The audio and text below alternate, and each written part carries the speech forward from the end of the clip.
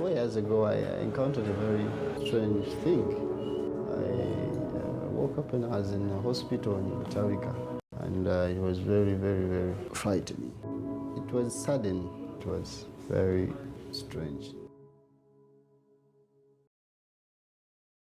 Dear Maria, I have finally come to settle accounts. Why do things have to change? We were the only children in the family. I quickly followed you into this world, impatient to follow your instructions and guidance as we explored the world. Every day was an adventure, breathtaking adventure, laughter, sometimes tears, but of the harmless type. We stood on the brink of self-discovery. We were so full of life. Could anything really stop us? Everything we knew and held dear to was about to be torn apart and tossed to the far winds. One day, while at school, Mother came and visited me. She wore a cloak of sadness around her. At the bottom of my heart, I felt a deep sense of dread.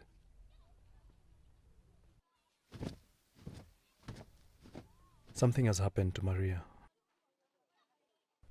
I came face to face with what had happened to you 3 months later. Even then, you were heavily drugged, so the impact was not immediately clear to me. Then you had a relapse. In the blink of an eye, I lost my best friend. Myself in that hospital was the darkest moment in my life, really. I thought I had died and I was in hell. And of course I had all these questions, so many. I lost my faith in God. He was absent after all. Otherwise, he would never have let it happen. Something snapped. I stepped on the accelerator. Maybe if I drove too fast, I would slam a wall or fall off a cliff. Maybe it could all come to an end.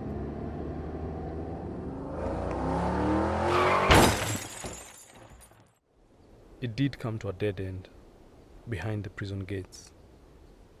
You were in an institution, and now so was I. I understood that the only way to our freedom was to face the demons tormenting me. And how better than through somebody who had lived it too.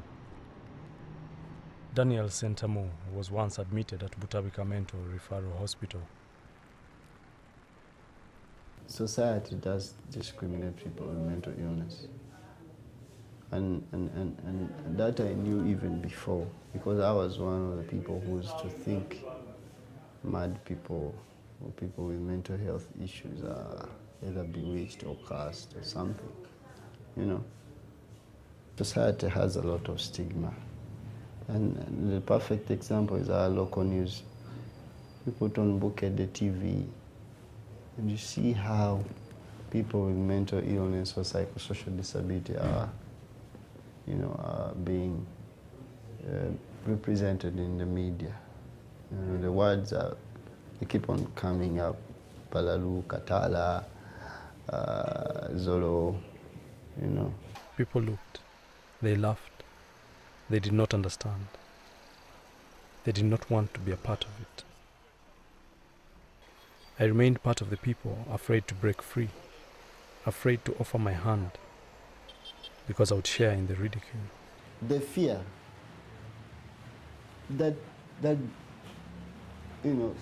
grips them. It seems a simple thing, but there's a lot of fear around mental illness. You know, family members are afraid of. They feel ashamed. They start to feel ashamed. That is one thing. Then, of course, they also fear for the person who is sick, because, you know, mental illness is also a dangerous illness. There are so many dangers around it, suicide, you know, all these other things that come with it. I now know I was wrong. You needed my love, support, and understanding, not my absence. I just did not know where we fit after that. Dear Maria, I now know better.